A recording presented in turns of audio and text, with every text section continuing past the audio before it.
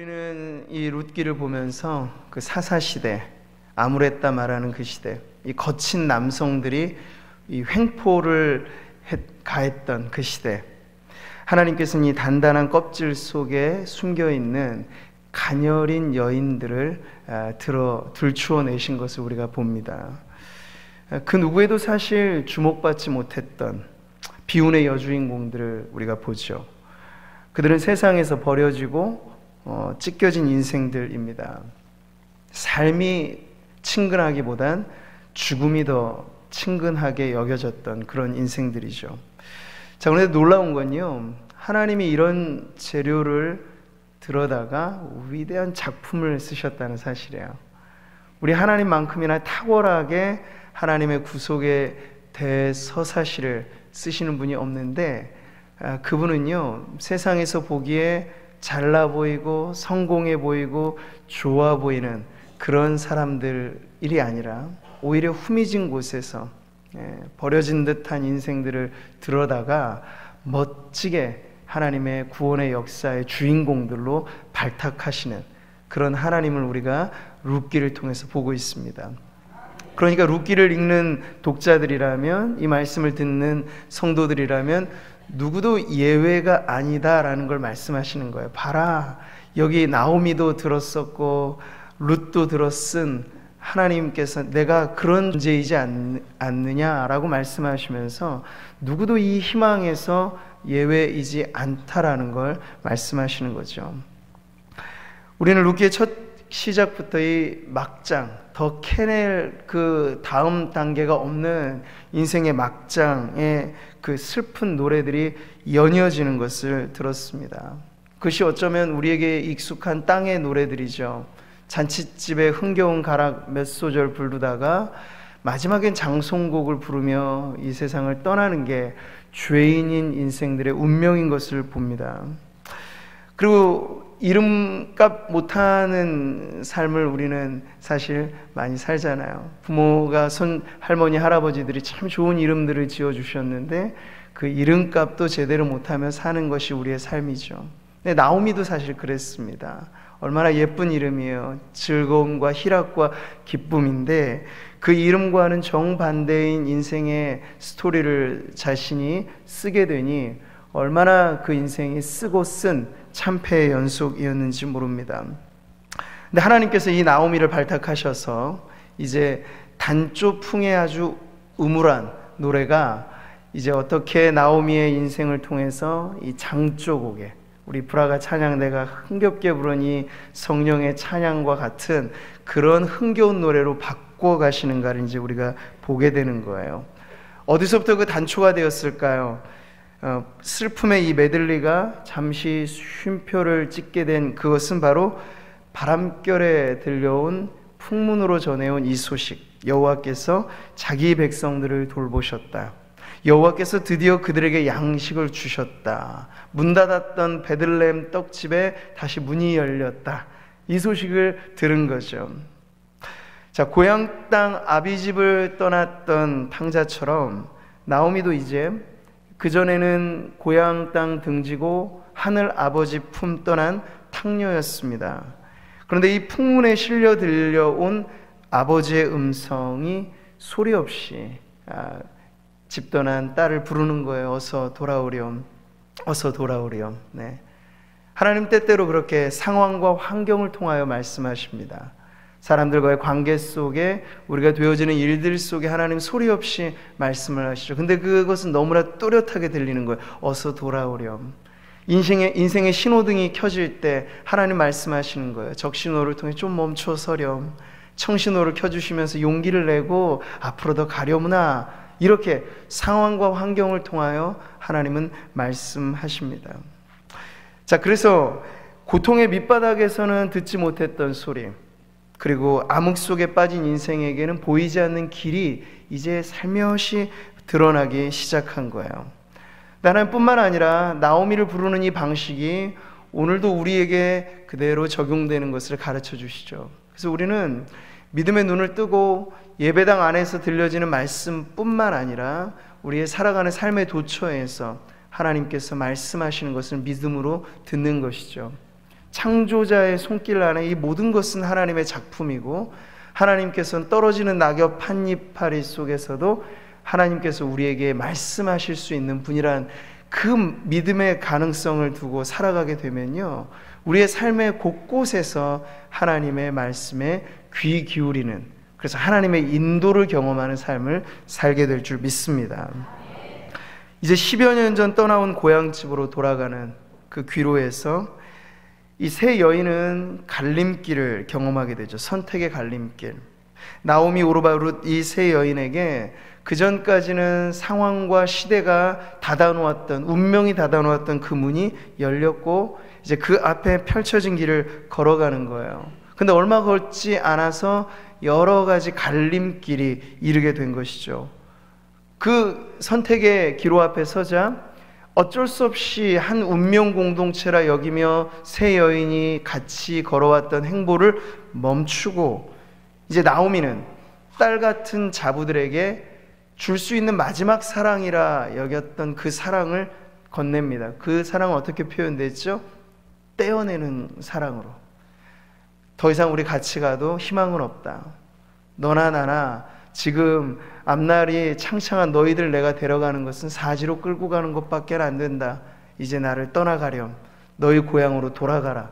이렇게 떼어내는 사랑으로 표현됩니다. 사실 안전도 행복도 보장되지 못한 앞날이라는 건 세 여인 모두가 공히 알고 있는 사실이었기 때문에 그 어머니의 진심의 소리가 들리자 주저앉아서 엉엉 울어버리죠. 어머니 어떡합니까? 저희가 어떻게 어머니를 버리고 갑니까? 같이 가십시다. 이렇게요. 근데 계속해서 만류하고 돌아가라 권하는 그 나오미의 최근에 한 사람이 눈이 열리죠. 바로 오르바. 현실의 눈이 열린 겁니다. 그리고 상식이 돌아온 겁니다. 그러니까 상식과 현실의 감각을 가지면 도무지 이어서 갈 수 없는 길이라는 게 느껴진 거예요. 우리 결혼을 통해서 맺은 이 법적인 관계는 딱 여기까지가 끝인가 보다 하고, 오르바는 현실의 눈을 뜨고 돌아가는, 그래서 돌아가는 이별의 입맞춤을 표현하죠. 자, 이제 우리가 이어지는 본문의 말씀을 보면 두 여인만 덩그러니 남은 것입니다. 세상 천지 의지할 것 없는 사회적 약자의 경제적 약자 두 과부들이 지금 남은 거죠. 현실의 눈을 떠 돌아가는 이 오르바의 뒷모습, 종적을 감추는데, 이 시어미 언니 눈앞에는 골칫거리 한 며느리가 남아있는 거예요. 룻, 미련한 곰같이 여겨졌겠죠. 너는 왜 동서처럼 그렇게 영특하지 못하니?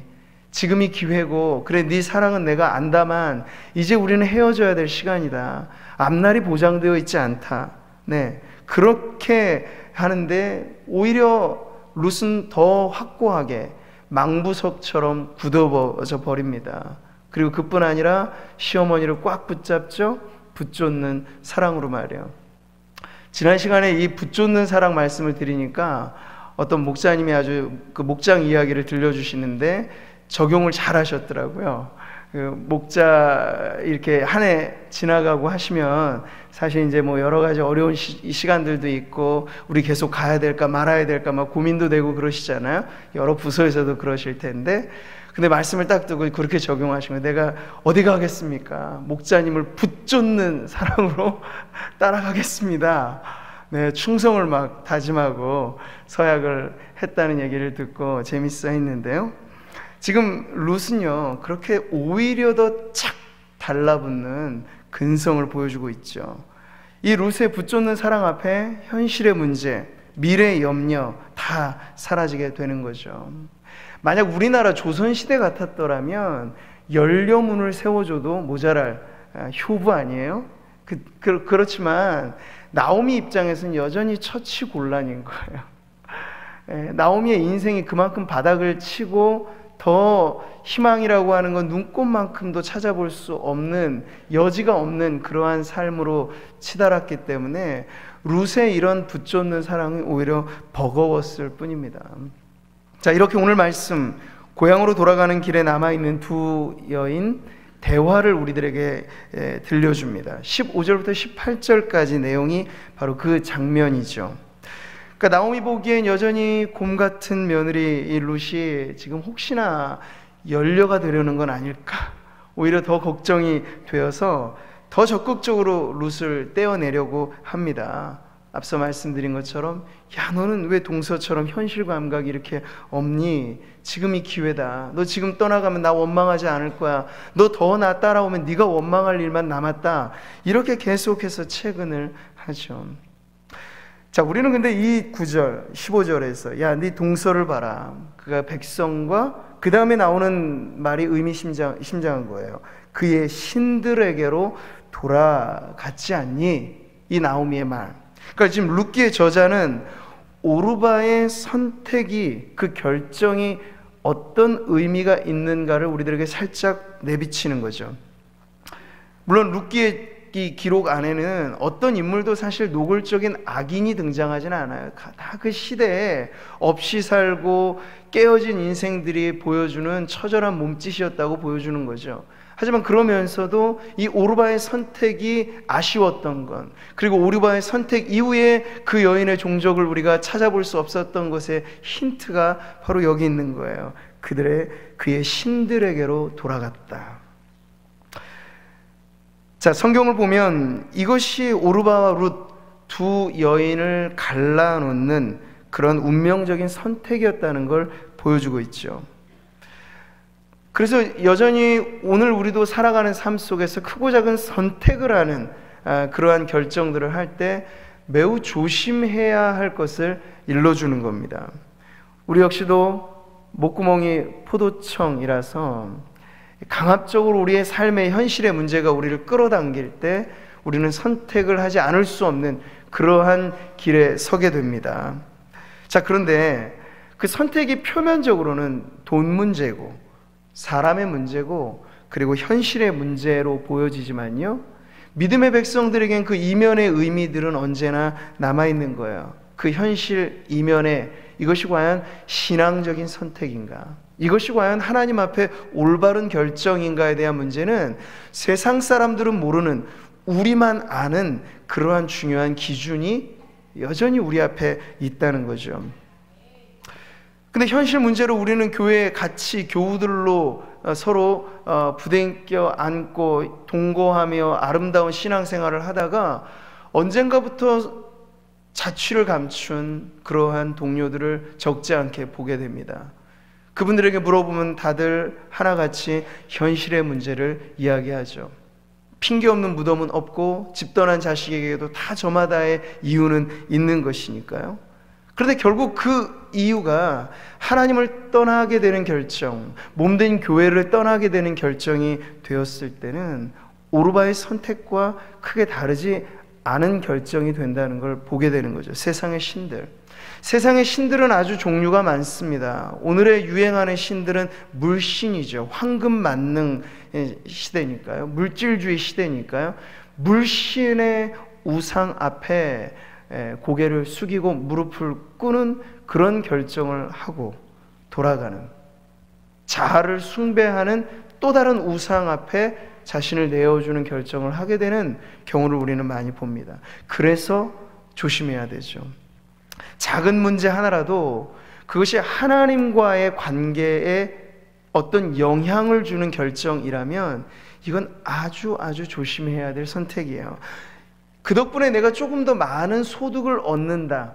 하지만 하나님을 섬기는 데 있어서 문제가 생긴다. 이랬을 때요, 우리는 사실 아주 명확한 선택의 기로에 선 거예요. 돈이냐 하나님이냐. 네. 바로 이런 문제들이 우리에게 다가오는 거죠. 그리고 신앙과 관계된 선택이라면 우리는 섣부른 결정을 매우 조심해야 합니다. 이따금 우리는 자녀들의 문제를 그렇게 경험하죠.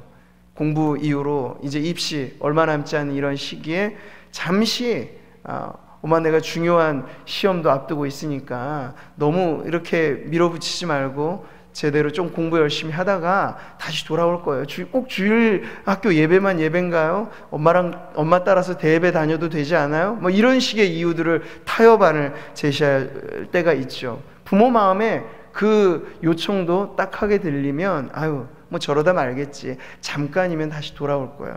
그런데 웬걸요, 떠나간 오르바의 뒷모습처럼 잠깐 그러다 말 것 같은 아이가 아직도 돌아오지 않는 가정이 우리 주변에 어렵지 않게 찾아볼 수 있습니다.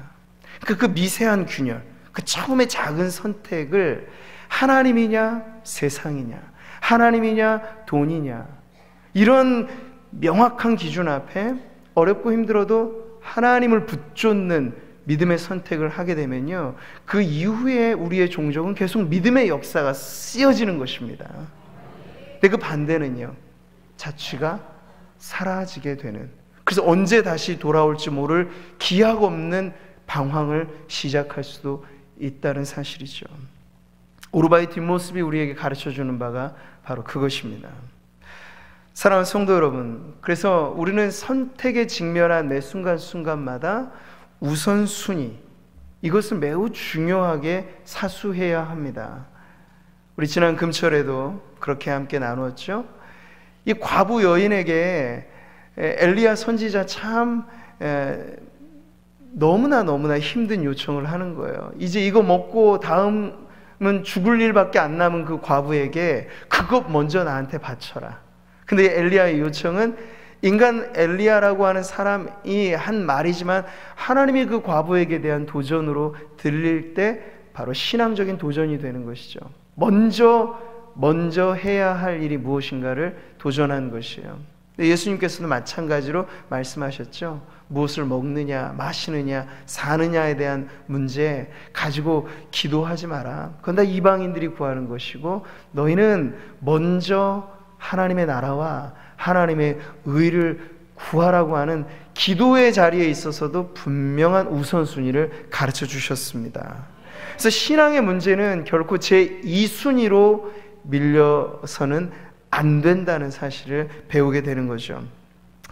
어린 양의 혼인잔치에 초대받은 많은 사람들이 있습니다. 지금도 복음은 만방에 전해지고 있습니다. 그런데 복음을 듣는 모든 사람들이 동일한 반응을 보이진 않아요. 누가복음 14장에 보면 잔치에 초대받은 일단의 무리들 가운데 이렇게 반응하는 사람들이 보입니다. 나는 밭을 샀음에 아무래도 나가보아야 하겠으니 청컨대 나를 양해하도록 하라. 아주 점잖게 양해 표현을 하는 거죠. 또 한 사람은 이르되 나는 소 5겨리를 샀음에 시험하러 가니 청컨대 나를 양해하도록 하라 하고, 또 한 사람은 이르되 나는 장가 들었으니 그러므로 가지 못하겠노라. 이 이유만 들어보면 다 저마다의 사연이 있고 그럴듯한 이유입니다. 소를 샀으니까 소를 부려야 되겠고, 밭을 일궈야 되겠고, 장가 갔으니 가정을 꾸려야 되겠다. 저마다 다 타당한 이유입니다. 그런데 잔치가 배설되고 이 잔치에 초대받았다라고 하는 그 타이밍은 이 모든 문제들보다도 우선된 그러한 문제라는 걸 가르쳐 주죠. 그래서 이 비유에서 이 잔치를 배설하고 초대한 주인은 이렇게 마지막에는 선언을 합니다. 내가 너희에게 말하노니 전에 청하였던 그 사람들은 하나도 내 잔치를 맛보지 못하리라. 자, 우리가 구원의 사건을 어린 양의 혼인잔치의 비유로 종종 이야기를 하죠. 그래서 예수님의 복음이 전해지는 자리마다 하나의 기회고, 그것을 듣는 영혼들은 아주 천국에 초대받은 잔치의 초대 손님들이 되는 겁니다. 그런데 이 복음을 들을 때 사람들은 오늘날에도 단어만 바꾸면 그대로 나는 오늘 차를 샀고, 나는 오늘 주식에 투자했고, 나는 오늘 개업을 하였고, 나는 오늘 인생의 중요한 만남이 있고 등등의 오늘날의 이야기로 바꾸기만 할 뿐 핵심은 똑같습니다. 그 우선된 요청에 응할 수 없습니다 라는 대답을 하게 된다는 거죠. 자, 이랬을 때 그 선택은 분명한 결과를 낳는다는 사실을 오늘 룻기는 우리들에게 가르쳐주고 있습니다. 자, 어둠 밤하늘 혜성처럼 등장한 우리의 주인공 룻이죠. 그녀의 선택과 결정은 그래서 오르바와 비교할 때 더욱더 돋보이는 것입니다. 시어머니 마음에는 미련한 곰일지 몰라도 이제 우리가 룻의 이야기를 들어보면 그렇게 미련하게 그냥 맹목적으로 따른 건 아니구나 하는 걸 구구절절히 룻의 이 이야기가 들려줍니다. 뭐라고 이야기하나요? 어머니 가시는 곳에 저도 가겠습니다. 어머니 머무는 곳에 저도 머물겠습니다. 어머니가 죽으시는 곳에 나도 죽겠습니다. 거기 묻히겠습니다. 네, 이게 그래서 서양 문화권에서는요, 이 결혼식의 신랑 신부의 서로 서약의 문구로 활용할 만큼 아주 멋진 표현이죠. 그리고 이 어머니의 대상이 우리가 신앙으로 붙들고 따르는 예수님, 우리 하나님에게 딱 바뀌어지기만 한다면 이건 정확한 신앙 고백인 거예요. 룻이 맹목적으로 붙쫓았던 게 아니고 룻은 자기가 지불해야 할 대가를 충분히 알았습니다. 근데 에스더처럼 죽으면 죽으리라 하고 따른 거예요. 가면 핑크빛 미래가 펼쳐지겠지, 이런 낭만적인 생각을 한 게 아니고 어머니 고생길이 훤한 그 길 가실 때 저도 가겠습니다. 죽으면 죽으리라 따른 거예요. 기독교 신앙이 우리를 부르고 예수님이 나를 따르라고 말씀하실 때 주님은 결단코 우리에게 사탕발림을 하지 않으셨죠. 아무든지 나를 따르려거든 자기 십자가를 짊어져야 될 거야. 주님은 처음 시작부터, 이건 그러니까 제자 훈련의 마지막 이수 과정에서 말씀하신 게 아니고 갈릴리 어부들을 처음 부르실 때부터 하신 거예요. 그리고 계속 그 제자들이 방향 감각을 잃고 제자로서 산다는 건, 성도로서 산다는 건 어떤 것인가를 잃어버릴 때마다 주님은 계속 일깨워 주셨죠. 세상 사람들처럼 너희는 높아지려 하지 마라. 낮아져야 하고 나를 따르려고는 자기를 부인해야 된다. 늘 말씀하신 거예요. 그러니까 룻이 시어머니에 대한 이 청종, 이 따름은 신앙적인 유비의 그 관계에서 우리가 하나님에게 대하여 고백해야 할 그러한 신앙의 고백임을 알 수 있는 거죠. 우리는 이 룻의 사랑에서 우리를 향한 하나님의 사랑을 보는 겁니다. 하나님, 이 룻이 어머니에게 말한 게 뭐예요? 죽음이 갈라놓을 때까지 저는 어머니와 함께 할 겁니다, 이건데요, 그 룻의 고백 속에 하나님 우리에게 말씀을 하시는 거죠. 그 어떤 것도 끊을 수 없는 사랑으로 내가 너를 책임져 준다 하는 그 사랑의 고백을 들을 수 있는 거죠. 자, 우리는 이렇게 더 심각하게 나오미 입장에서 보면 더 지독스럽게 결심을 굳혀가고 있는 이 며느리의 모습을 보면서 이제 시어머니가 더 이상 할 말을 잃어버리는 대목에 이르는 걸 보게 됩니다. 자, 그런데 16절 17절에 이 룻의 연이어지는 이러한 고백, 어머니에 대한 지극한 사랑의 고백에 정중앙에 위치한 고백이 그래서 중요한 거예요. 뭐라고 고백하고 있습니까? 어머니의 백성이 나의 백성이 되고 어머니의 하나님이 나의 하나님이 되실 겁니다. 그러니까 절대 맹목적이지 않았던 거예요. 오르바에 돌아가면은 그 모압의 신들에게로 향한 발걸음이었다면 붙조차 따르는 룻의 발걸음은 여호와 하나님께로 향하는 발걸음이라는 걸 극명하게 대조해서 보여주고 있는 거죠. 텅 빈 인생이었던 나오미를 향한 이 룻의 헌신, 자신의 모든 걸 내맡기는 희생이었습니다. 자, 이러고 보면 우리가 나오미의 인생을 다시 한번 조명해 볼 수 있죠.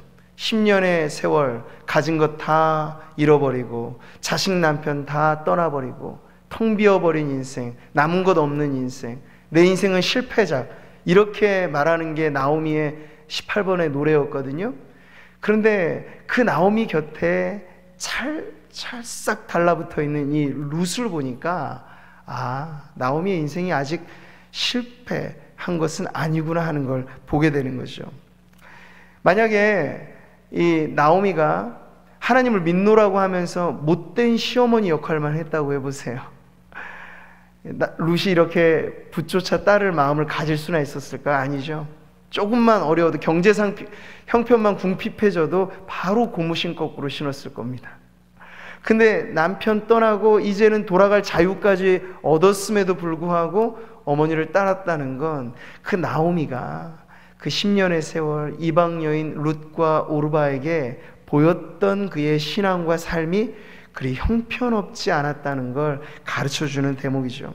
나오미의 인생 성적표는 그를 붙조차 따르는, 가장 가까이에서 어머니를 죽겠다고 따르는 이 룻을 볼 때 그리 나쁜 것 아닌 것을 보게 됩니다. 자, 우리는 우리 주변의 사람들에게 나는 과연 어떤 사람인가를 돌아보게 되죠. 삶이란 투명한 창과 같습니다. 물론 우리는 사회적인 인격과 사회적인 지위와 배움을 더해갈수록 우리를 근사하게 포장하는 기술을 익힙니다. 메이크업을 갈수록 더 세련되게 하면서 우리의 사회적인 모습, 교회 안에서만 보여지는 그러한 잠깐의 만남 속에서 비춰지는 그런 모습을 얼마든지 우리는 멋지게 꾸밀 수 있습니다. 하지만 피부치 가장 가까이서 가정과 친척과 이웃과 직장의 동료에게는 여실히 우리의 민낯이 보이는 거예요. 근데 거기서 사실은 인생의 성적표가 매겨지게 되는 겁니다. 저는 그래서 나오미를 이런 점에서 그렇게 형편없게 산 인생이 아니구나. 환경이 악재가 더해졌고 재난이 몰려와서 그 여인이 그렇게 추락해버리긴 했지만 그 여인의 신앙의 인격이 이렇게 목숨까지 내걸면서 어머니 따르겠다는 시어머니, 그것도 고부간의 관계잖아요. 그것도 고부간의 관계에서 이 룻과 같은 보석 같은 며느리를 얻었다는 건 나오미의 신앙의 인격과 삶이 그렇게 나쁘지 않았구나 하는 걸 보게 되는 거죠. 자, 우리도 이런 점에서 우리에게 지금 현재 중간 점수를 한번 매겨 보실 때 기준을 무엇으로 잡으셔야 될까요? 나와 전혀 상관없는 객관적으로 나를 보는 그러한 사람들이 나에 대해서 무엇라 말하는 것보다 더 중요한 건 가장 가까이에서 가장 지근거리에서 나를 보는 사람들이 정말 내가 신앙적인 길을 선택했을 때 우리 가정이 따르는 가정인가, 그게 영적인 가장으로서의 인생의 신앙의 성적표가 되는 거예요. 근데 어머니는 어머니 길대로 가세요, 우리는 우리대로 갈 테니, 이렇게 만약 등 돌리는 경우라면 우리의 인생과 신앙의 성적표가 그리 아직까지는 좋지 않을 수 있는 것이죠. 우리는 나를 통해 예수 믿겠다고 하는 사람이 착 달라붙는 삶을 살고 있는지, 그러니까 우리가 뭐 집사님인지 권사님인지 장로님인지 이웃은 잘 모르잖아요. 호칭이 상관없이 선생님 보니까 나도 한번 교회라는 데 한번 나가보고 싶네요, 이렇게 말할 수 있는 인생이 우리가 지금 살아가고 있는지를 한번 돌아봐야 될 때가 아닐까 싶습니다. 결실의 계절 가을이니까요. 우리의 인생에도 무언가 열매 맺어 하나님 앞에 드려야 될 때인데 우리를 통하여 그렇게 사람이라고 하는 소중한 열매가 지금 계속해서 맺어지고 있는가를 통해서 우리는 우리의 인생의 중간 성적을 한번 매겨볼 수 있어야겠습니다. 자, 한 사람은 굳은 결심, 또 한 사람은 굳게 담은 입술로 이제 이 동행하는 길은 결국 목적지인 베들레헴까지 이르게 됩니다. 나오미에게는 아주 낯선 고향이고 룻에게는 물선 타향이죠. 베들레헴이라는 곳은. 자, 이 정도의 과장은 어느 정도는 있었겠지만 이들을 보면서 당시 베들레헴 온 성읍이 이렇게 반응을 보이죠. 온 성읍이 그들로 말미암아 떠들며 라고 하고 있어요. 아마 나오미는 예상한 바였을 겁니다. 10년 전 나오미를 기억하는 사람들이라면 이제 10년 후 이전과 이후가 너무나 극명하게 달라져 버린 자신을 보면서 사람들은 분명 수군수군 거릴 거야. 사람들은 분명 떠들 거야. 아마 속으로 비웃고 조롱할지도 몰라. 예상한 대로 반응이 일어나게 되는 거죠. 떠나갈 때는 있었던 남편도 없고 자식도 잃어버리고 혹처럼 붙어있는 이방 출신의 며느리 하나 덩그러니 데려온 이 나오미의 모습을 보면서 동네방네 이제 이야기거리가 된 거예요. 수군수군 말잔치가 일어나게 된 거죠. 사람들은 서로 속삭입니다. 야, 이 질곡의 세월에 짙은 주름 패인 이 여인은 누구인가? 사망의 골짜기 마치 통과한 사람처럼 세상에 온갖 시름 짊어진 저 고통스러운 여인은 누구란 말인가? 우리가 알고 있던 그 나오미가 이 여인인가? 서로들 이야기를 하는 거죠. 달갑지 않은 환대를 받고 있는 거예요. 고향 땅에서 패가 망신, 금이 환향이 아닌 패가망신하여 돌아간 여인이었기 때문에 바로 이런 반응을 보이는데요. 그러니까 듣다 못한 나오미가 이 모든 말잔치를 확 이게 엎어버리는 그런 고통스러운 고백을 하죠. 여러분, 맞아요. 여러분이 말한 대로 그래, 내 10년 전 고향 떠난 그 나오미입니다. 근데 나를 더 이상 나오미라고 말하지 마세요. 나는 내 인생에 더 이상의 기쁨도 즐거움도, 난 이름값도 못하는 인생, 이제 나를 부르려거든 마라라고 불러주세요. 괴로움이라고 불러주세요. 쓰디쓴 인생의 전형이 나이니까 나를 그렇게 말해주세요라고 그 사람들의 수군거리는 말에 일격을 가하죠. 자, 룻에게는 이 어머니 때문에 알았던 하나님이잖아요. 룻은 어머니를 붙조차 따라간 결과로 하나님에게 대한 신앙까지를 갖게 된 룻인데, 여호와 하나님의 그 이름은 여전히 룻에겐 희망의 이름인데, 선대에서 앞선 신앙을 보여줬던 나오미에게 지금 하나님은 어떤 분이신가요? 절망의 이름이에요.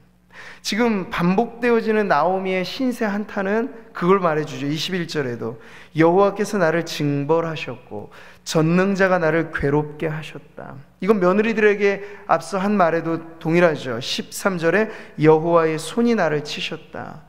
그러니까 지금 나오미가 신앙이 없는 건 아니에요. 하나님에 대한 존재를 인정하지 않는 게 아니에요. 그러나 나오미가 믿는 하나님은 더 이상 실제적으로 자신에게 선하신 분은 아닌 거예요. 좋으신 분은 아닌 거예요. 하나님은요, 축복의 오른손을 쥐고 우리 인생을 이끌어 주십니다. 믿으시죠? 근데 하나님에게 왼손이 있어요. 하나님의 왼손은 고난의 왼손입니다. 네. 그러니까 하나님의 섭리라는 건 매번 축복으로만 우리를 이끄지 않으세요. 이따금 우리의 삶에 고난이 찾아오는 건 하나님의 왼손이 우리를 붙잡는 것이죠. 그래서 하나님은 토기장이처럼 우리를 빚으신다고 하잖아요. 어떠한 장인도 한 손으로 빚지 못해요. 축복의 오른손과 고난의 왼손으로 우리를 빚으시는 거죠. 세월의 풍파 속에, 신앙의 연단 속에 우리가 그렇게 하나님의 작품으로 빚어가는 데 있어서는 축복과 고난이 교차되면서 우리의 삶이 빚어진다는 겁니다.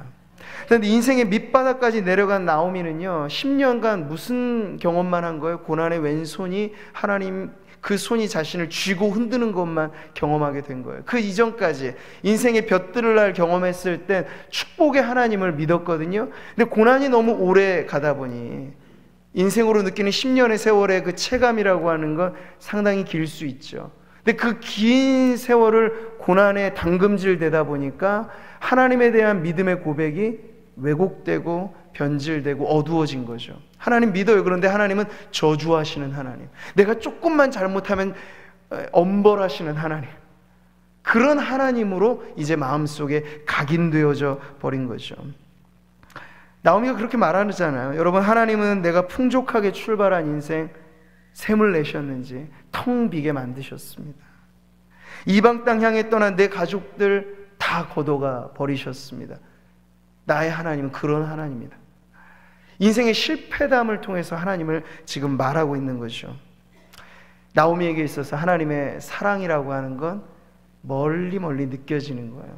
그냥 교리적인 고백이고 성경의 고백이고, 오늘 우리 중에도 실패 속에 고난의 왼손에 쥐어 있는 그런 성도님들 안에는 나오미와 같은 심정이 충분히 있으실 수 있어요. 사랑이라 노래하지만 마음은 싸늘해지죠. 좋으신 하나님, 정말 이렇게 고백을 하셔요? 요즘 어떠십니까? 좋으신 하나님, 참 좋으신 나의 하나님.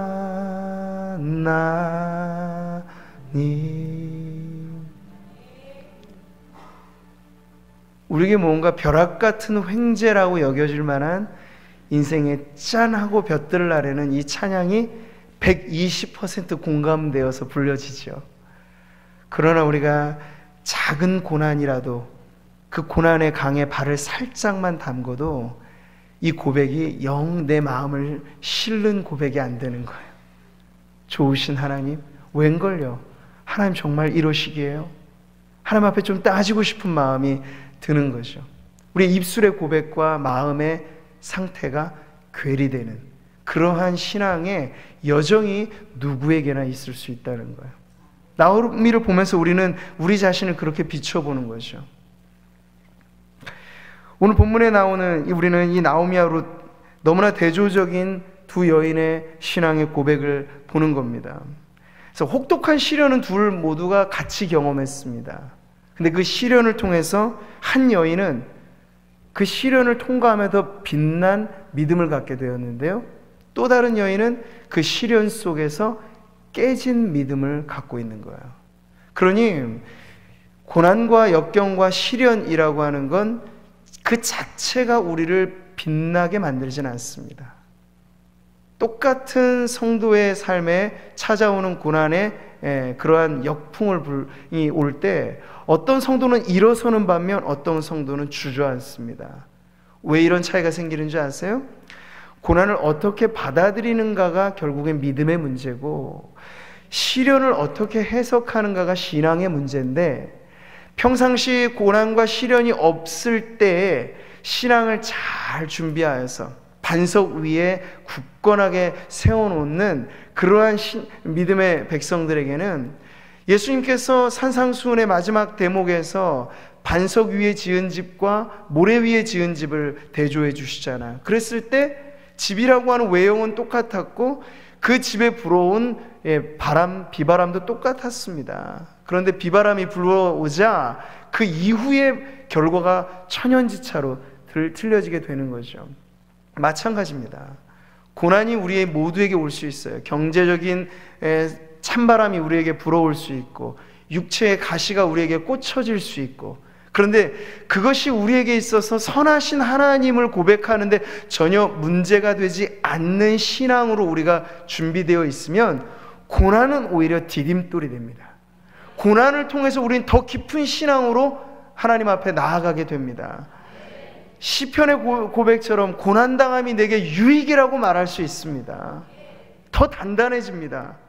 그런데 그러한 평상시에 우리가 어려움의 시절을 겪지 않을 때 탱자 하면서 놀고 즐기고 우리의 신앙을 잘 여미지 않은 상태로 방치해 두면 시련의 때 그것은 여실히 드러나는 거예요. 그 결과는 모래 위에 지은 집처럼 무너져 버리는, 그래서 하나님에 대한 왜곡된 고백이 마음에 막 나오는 거죠. 하나님 어떻게 나한테 이러실 수 있어요? 나한테 축복만 약속해 주신 거라고 저는 믿었는데 어떻게 저에게 이런 어려움을 허락하시나요? 이런 쓴물이 마음 안에 나올 수 있다는 거죠. 그러니 믿음의 문제, 이 신앙의 문제, 고난을 어떻게 받아들이느냐의 문제인 것을 꼭 기억하셔서, 고난이 저절로 나를 성자로 만들지 않습니다. 어떤 사람은 똑같은 고난 앞에 등을 돌리고, 가룟 유다를 보세요. 십자가 앞에서 등을 돌리고 배반하고 결국엔 자신의 죽음을 선택하잖아요. 그렇지만 베드로를 보세요. 주는 그리스도시요 살아계신 하나님의 아들이라는 그래도 반듯한 신앙 고백과, 실수 좀 있었고 넘어짐도 있었지만 예수님을 배반했던 건 동일했지만 베드로는 일어나잖아요. 십자가 그 너머로 예수님의 붙드심을 경험하게 되잖아요. 우리도 마찬가지입니다. 고난을 그래서 두려워하실 이유가 없어요. 겁먹지 마세요. 고난이 오히려 우리의 믿음의 현 주소를 가르쳐주는 아주 정확한 사인이 될 수 있다는 걸 기억하시고, 바라기는 하나님, 제가 고난을 통하여서 더 성숙한 믿음으로 하나님 앞에 나오게 주옵소서. 고난 없기를 기도하지 마시고 고난을 통하여 내 믿음이 더 연단된 신앙이 되게 하옵소서. 기도하시는 저와 여러분 되시기를 바랍니다. 사랑하는 성도 여러분, 하나님은 우리의 마음을 보십니다. 그러나 사람들은 우리의 마음을 알 길이 없죠. 한길 사람 속도 우리는 모릅니다. 이게 뭘 가르쳐 줄까요? 사람도 우리의 말을 듣습니다. 우리의 표정을 봅니다. 그래서 우리가 예수 믿는 사람이라고 하면서 전도장은 아주 멋있는데 우리의 표정은 전도장과 너무나 무관하게 복음을 전하면 사람들은 그 전도장 때문에 우리에게 오는 게 아니라 우리의 표정을 보고 떠나갑니다. 자, 이렇듯 우리의 삶을 들여다보고 우리의 입술의 고백을 통하여서 우리가 전하는 하나님을 알게 되는 그 세상 앞에 우리가 부르는 노래는 룻처럼 희망의 노래를 부릅니까? 아니면 나오미처럼 절망의 애가를 부릅니까? 두 사람 다 신앙하는 신자의 모델이라고 볼 수 있어요. 근데 우리가 부르는 노래는 과연 지금 어떻게 세상에 전해주고 있는지. 그러니까 신자 성도들에게 있어서는 입술의 말 한마디도 얼마나 중요한지 모릅니다. 시인은 그래서 이렇게 말하죠. 내가 결심하고 입으로 범죄하지 아니하리라. 하나님 내 입술에 파수꾼을 세워주셔서 내가 입술로 범죄하지 않게 해주십시오. 그 입술의 범죄라는 게 뭘까요? 사람이 마음으로 믿어 의에 이르고 입술로 시인하여 구원에 이른다고 했는데 성경은 곳곳에서 우리의 언어, 우리의 입술의 말의 중요성을 결코 간과하지 않습니다. 근데 나오미가 이 고난의 시절 처음 자신을 맞이해준 베들레헴의 옛 고향의 사람들에게 처음에 고백한 자신의 신앙 고백은 하나님은 혹독한 분이세요. 하나님은 결코 선한 분이 아니세요. 나오미의 고백인지 그런 것이었거든요. 그랬을 때 나의 고백을 통하여 사람들은 하나님을 그렇게 아는 것이겠죠. 사랑하는 성도 여러분, 오늘 우리는 이 본문에 나오는 이야기를 통하여서 나오미의 인생 성적표를 통해 우리 가장 가까이에 있는 그 누군가가 결국 나를 나되게 보여주는 거울인 것을 배웠습니다. 그 사람을 알려거든 그 사람의 가장 친한 친구가 누구인가를 보라고 하였습니다. 나오미는 나오미 자신으로서는 깨어진 인생을 지금 우리들에게 보여주고 있지만 그 나오미를 붙조차 따르는 이 아름다운 여인 룻으로 인하여 나오미의 인생이 그리 엉망진창은 아니었다라는 걸 보여줍니다. 그럼에도 불구하고 우리가 나오미를 보면서 아쉬운 것 하나는 그의 인생이 시련의 혹독한 바람 앞에 선하신 하나님을 잃어버렸다는 거예요. 시인은 노래하잖아요. 내가 사망의 음침한 골짜기를 지날지라도 해를 두려워하지 않을 것은. 그 아름다운 목가적인 시는요 혹독한 비바람을 통과하고 쓴 시예요. 그래서 낭만적으로 다윗이 이 풀밭에서 팔베개 하고 하늘 보고 놀면서 지은 시가 아니고요, 양들을 집어 삼키려고 오는 이리떼들과의 사투 속에서 양들을 지켜낸 경험을 통해서 이 시를 썼다고요. 하나님은 나의 목자, 나는 그의 어린 양. 하나님 나를 지켜주시되 선한 내 목자는 목숨까지 내걸면서 나를 지켜주신 분. 그래서 그 시의 결론이 사망의 음침한 골짜기를 통과하여서 고백하기를 내 평생에 선하심과 인자하심이 반드시 나를 따르리니 내가 여호와의 집에 영원히 살겠습니다. 인생의 훈풍이 불을 때만이 아니라 비바람에 차디치한 그런 고난이 우리에게 밀려올 때 우리는 그때 그 순간에도 하나님은 선하신 나의 하나님이십니다 고백하는 믿음 되기를 바랍니다. 그래서 우리의 입술의 고백이 찬양이 되기를 바랍니다. 우리가 욥기를 읽어보면 그 나중에는 친구들 때문에 어쩔 수 없는 이 욥의 한계가 그 안에 죄인됨이 드러나서 하나님을 원망하기도 하지만요, 이 룻이 훌륭한 신앙의 모델로 여전히 자리 잡고 있는 건 재산이 몰수당하고 자식들 다 죽음에 그렇게 빼앗긴 그 순간에도 욥은 찬송하기를 주신 자도 여호와 거두시는 자도 여호와니 여호와의 이름에 찬송이 돌려질지어다. 아름다운 신앙의 모델을 우리들에게 보여주었습니다. 오늘 우리는 이 마지막 장면 1장을 마무리하는 지나온 길을 보면서 나오미가 모압 지방에서 그의 며느리 모압 여인 룻과 함께 돌아왔다는 이 정리하는 문구와 그리고 이제 새로운 길이 열려지게 된 것을 봅니다. 그들이 보리 추수 시작할 때 베들레헴에 이르렀더라. 제가 그래서 오늘 설교의 제목을 희망의 전주곡이라고 표현한 건 이 마지막 구절 때문이에요. 나오미의 인생엔 아직 핑크빛 미래는 없습니다. 그러나 하나님은 우리보다 앞서가셔서 목자는 늘 그러신 거예요. 양들보다 앞서가서 무대를 세팅합니다. 푸른 초장이 어디인지 찾고 쉴만한 물가가 어딘지 찾아냅니다. 그리고 인도하는 거죠. 지금 나오미의 목자 되신 여호와 하나님께서 이제 떡집의 문을 열고 추수 시기인 유대인들에게 있어서 이 달력은요, 오늘날 우리의 원력으로 하자면 봄의 3, 4월의 기간이에요. 보리 추수 기간이라는 것. 그래서 인생을 온통 빼앗긴 10년의 세월에 묻어놓았던 나오미에게 그 빼앗긴 인생의 푸른 봄날이 이르는 무대 세팅으로 확 바꿔주시고 지금 나오미를 부르시는 것을 보게 되죠. 풍년의 징조가 지금 보이는 거예요. 이 마지막 구절에서. 그래서 우리가 예상하게 되죠. 그 다음에 2장에서부터 이제 이 쥐구멍에도 볕들 날 있다고 하던데 나오미의 인생이 어떻게 바뀌겠구나, 그 막장 인생이 어떻게 역전 인생으로 바뀌겠구나 하는 그 힌트를 오늘 이 구절이 주는데요. 그 다음 이야기는 다음 주 수요일에 전해드리도록 하겠습니다.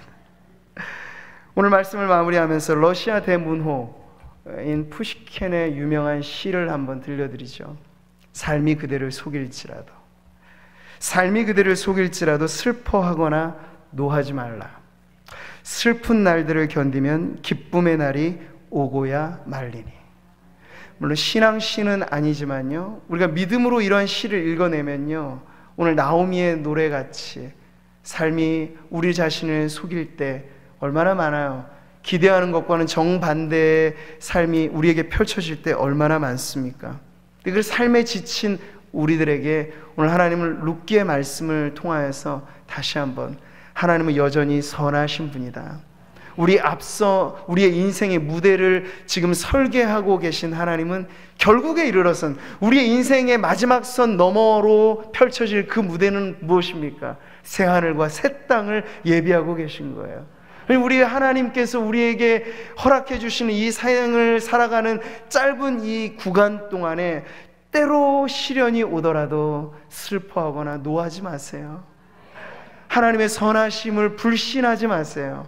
여전히 하나님은 선하시고 내가 고통의 한복판에 있을지라도 내가 느끼지 못할 뿐이지 하나님은 이 고통 속에 나와 함께 하시는 하나님이심을 고백하는 저와 여러분 되시기를 바랍니다. 그래서 오늘 우리 모두에게도 이 봄날의 새싹처럼 여리지만 강하고, 그리고 가을의 단풍처럼 메말라 보이지만 아름다운 그런 희망의 노래가 울려 퍼지기를 소망합니다. 혼자라 여기는 순간에도 늘 우리 곁에 함께 하시는 그분, 나오미에게 룻이 있었던 것처럼 우리에게는 더 확실한 분이 계시죠. 붙잡는 사랑으로 우리를 붙잡고 계시는 임마누엘 되신 예수 그리스도를 바라보면서 성령이 오셨네 노래한 것처럼 성령님은 어떤 하나님이세요? 우리 안에 거하시는 하나님이에요. 할렐루야. 어디 떠나지 않으세요. 영원히 너희와 함께하리라 약속하신 분이 우리 예수님이세요.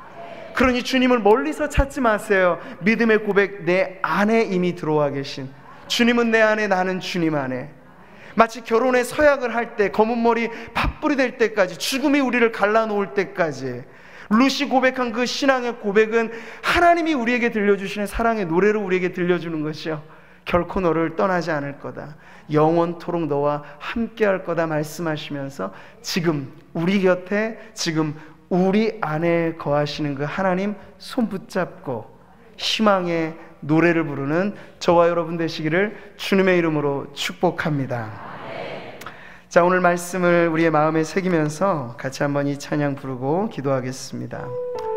십자가의 사랑은 늘 변함없이 우리에게 사실 노래하세요. 사랑의 노래죠. 맹목적이지 않아요. 주님은 자신의 목숨값을 주고 우리를 사랑하셨습니다. 이런데도 믿지 않겠니? 우리에게 말씀하시는 거예요. 더 무엇을 우리가 요구할 수 있을까요? 주님의 생명을 우리를 위하여 쏟으셨는데요. 우리는 지나온 날들, 잊혀진 세월, 우리가 실패라고 여기는 그 과거에 계속해서 머물러 있을 수 있어요. 그래서 우리에게 들려주시는 하나님의 희망의 노래를 못 듣고 지나칠 때 많이 있죠.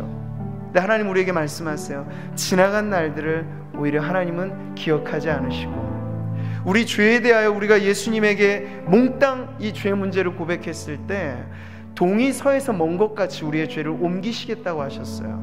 저 깊은 바다에 던져놓고 아예 기억하지 않겠다고 말씀하셨어요. 그러시면서 우리에게 초청하시는 거예요. 돌아와라. 나는 여전히 선한 내 하나님이라. 나는 여전히 선한 너의 목자라 말씀하시면서 우리를 부르실 때, 혹 삶의 고된 문제로 인하여 선하신 하나님에게 마음이 닫혀 계신 분들이 이 자리에 계시다면 다시 우리가 희망의 노래를 부르면서 주님께 돌아오는 이 시간 되기를 바랍니다.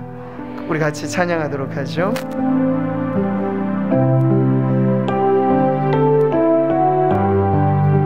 십자가 그 사랑, 십자가 그 사랑, 멀리 떠나서 무너진 나의 삶 속에 잊혀진 주 은혜, 돌 같은 내 마음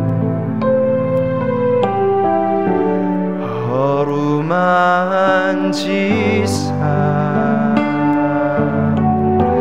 다시 일으켜 세우시 주를 사랑합니다.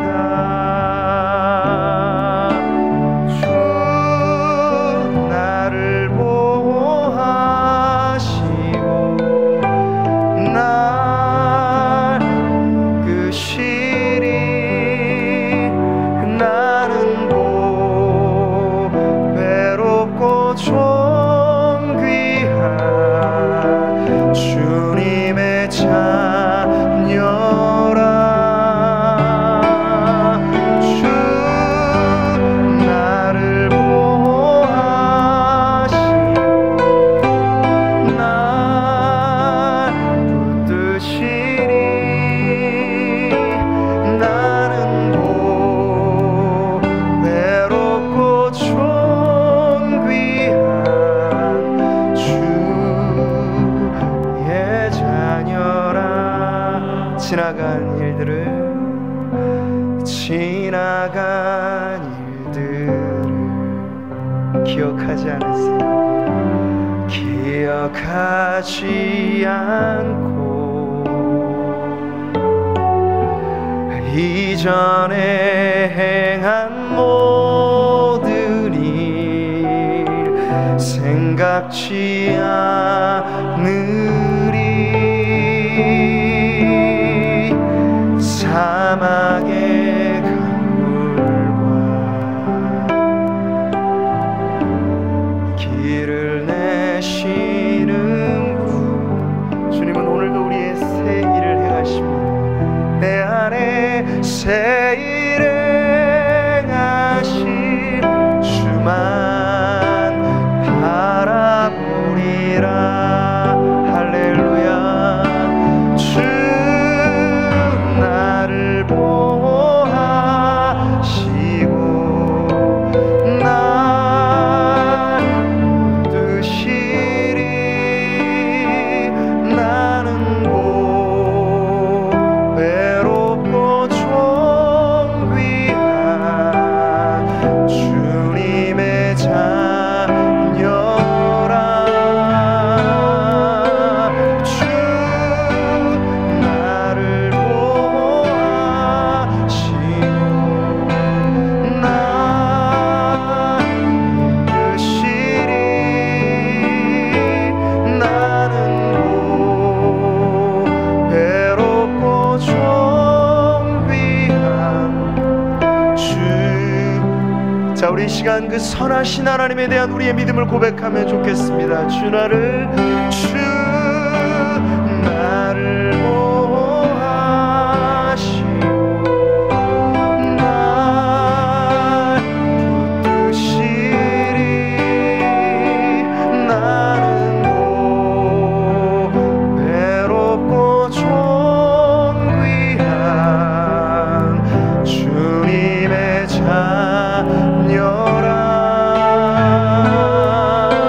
주